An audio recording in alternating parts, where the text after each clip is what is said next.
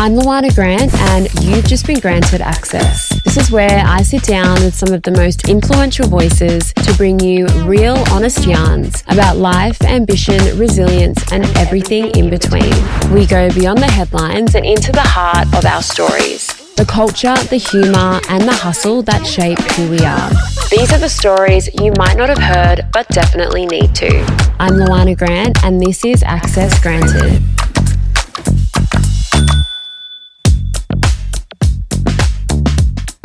Hello and welcome to a very special episode of Access Granted. Today, in honour of International Women's Day, we're taking a moment to celebrate the incredible women who inspire, nurture and lead in our lives. In the last few weeks, I've had the privilege of speaking with so many amazing guests. And today, we're taking a look back at some of those conversations to hear about the women who shaped their lives. The mothers, grandmothers, and aunties and sisters who we all look up to.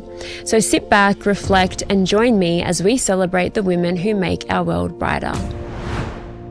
I know your Nana was a really big part of your life growing up. Can you tell us about her and the lessons that she passed on to you? Yeah, I love my Nana. Oh, she makes me cry now thinking about her because I only had her for like 4 years of my life. She died very young. She was only 42 when she passed away. But she looked after me for the first 4 years of my life when because my mum and dad split up when I was 3 years old.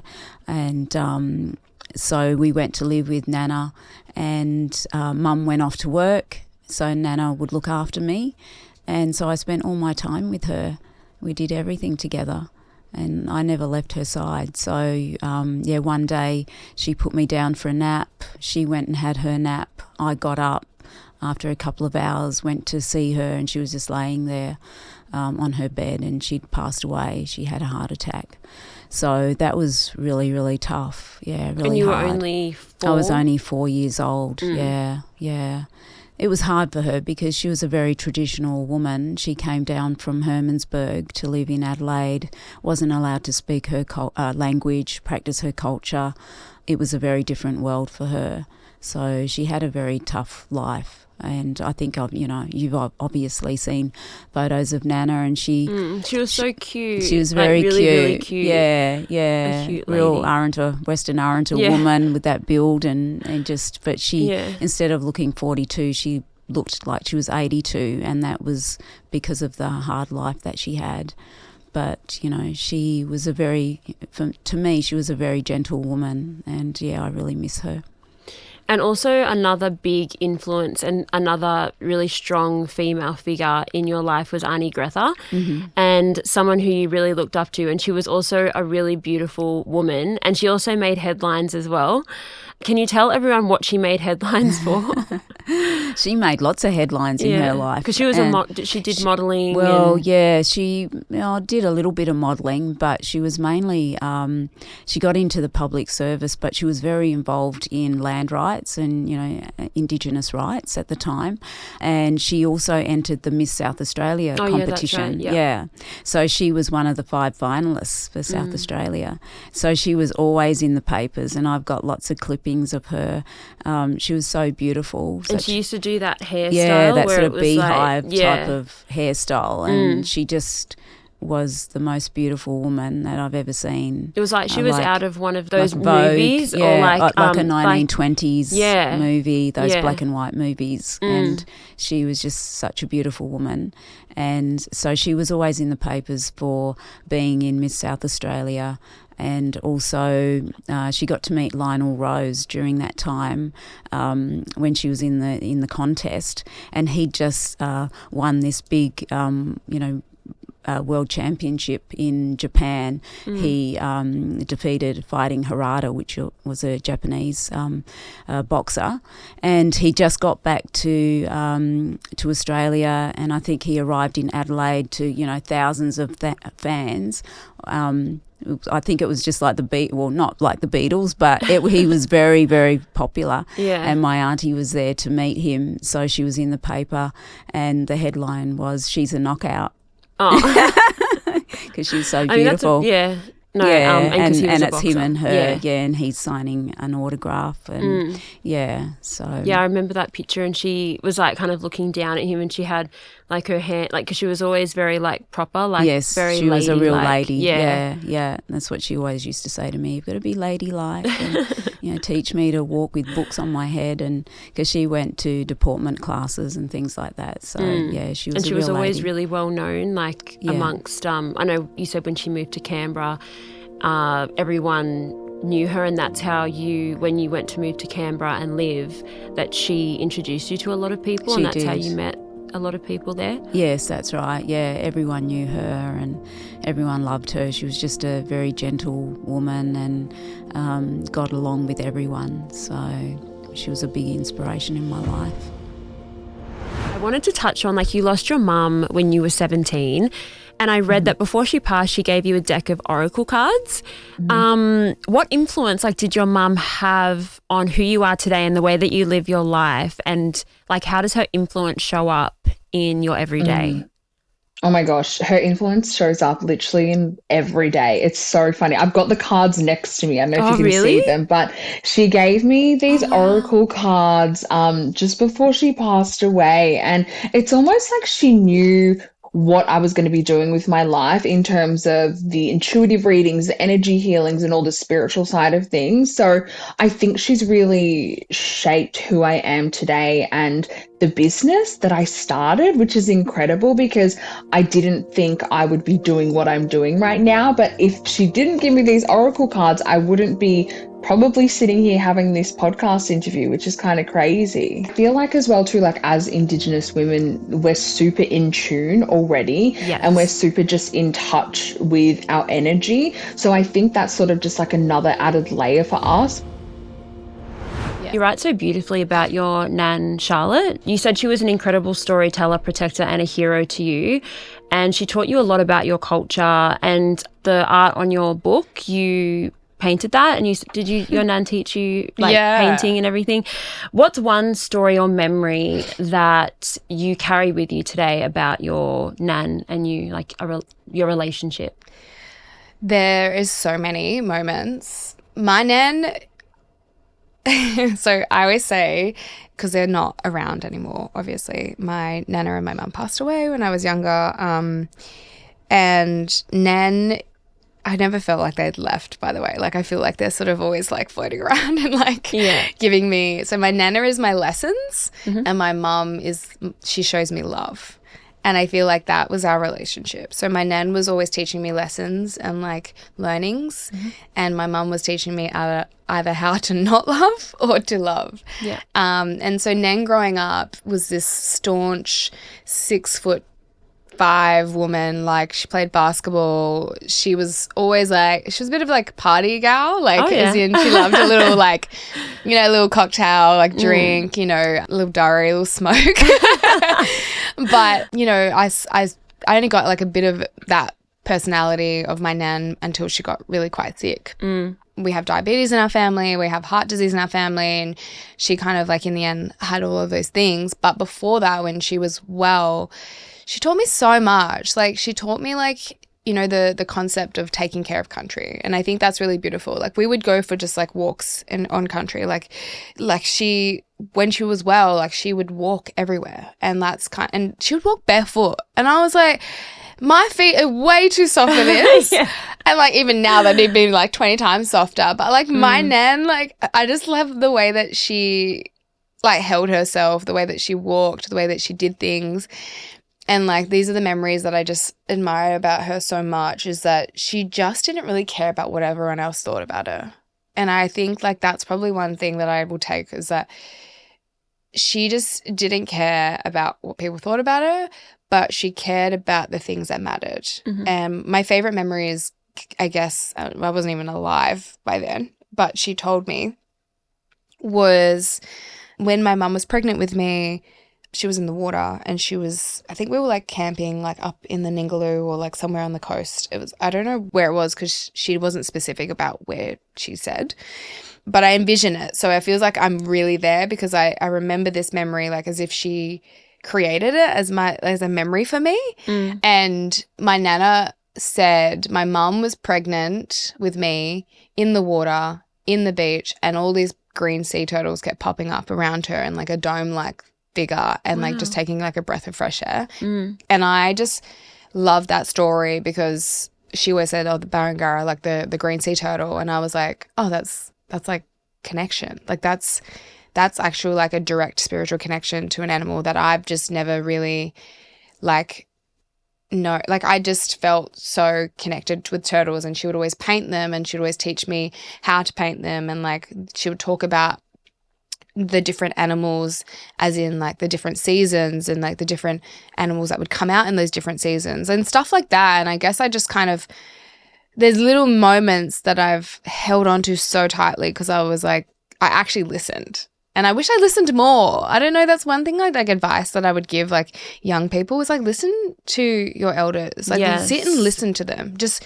yarn with them, record them. The only photos that I have are the only photos that I have. Like they're like relics. Like they're like ancient for me because they're the only things that I have like as in any type of connection with my mum's previous life and before she died. And like I have some photos of my nan too, and I'm like, oh, what was your I don't know much about what their life was like, you know what I mean? Like I try to find out through all of my aunties, and it's really difficult because I think my family have just been so separated for so long, and I don't know why, but even like my mum and my nan, like they were so inseparable, like they were together all the time.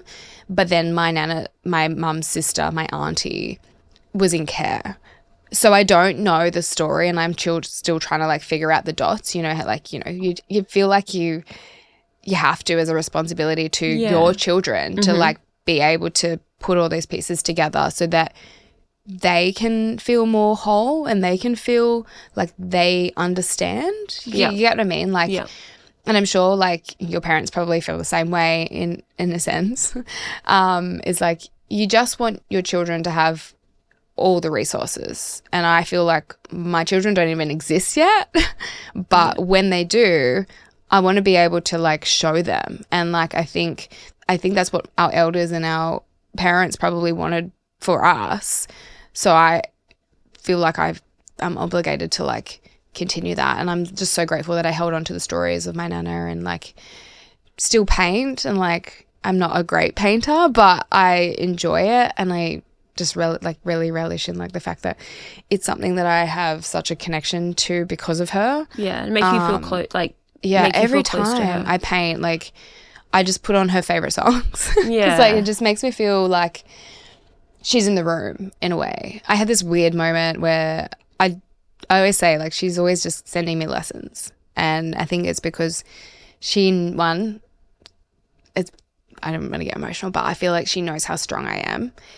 And I think she just wants me to keep learning and growing, where I think my mum is like, even though she's not even here, neither of them are here, I think my mum just wants me to keep loving. Yeah.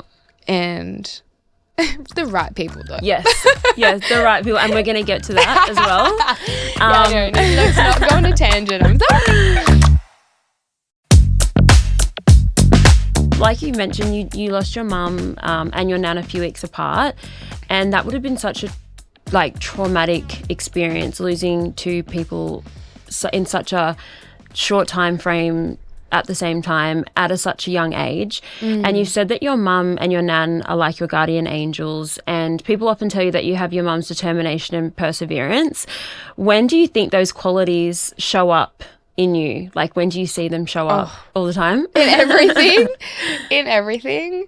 Yeah. So like backstory is my mum was kind of struggling a lot with her addiction, and she was kind of going in waves, and I think there was like a bit of an undiagnosed like bipolar happening with my mom and like her experience and her trauma. Like I don't know to this day, obviously I would never get confirmation of that, but just now knowing and like understanding like mental health, I'm like, yeah, there was some definite stuff going on there. My nana was really sick. So, you know, imagine my mum being like quite aloof, and then my nan is like probably the stable person at home, but she cannot do anything. Like she's so unwell. Like I'm having to like wash her when I'm like 9 years old, and take care of her. Like the smell of like lavender talcum powder, like just always like breaks my heart because I just get so reminded of like having to like wash her and take care of her, and then like she always wanted like powder and stuff because that kind of helps with sweat and chafing and stuff like that. And sorry, I'm going on like a deep dive into this, but yeah, I think losing them, and like my nana got sick, but my mum's death was sudden.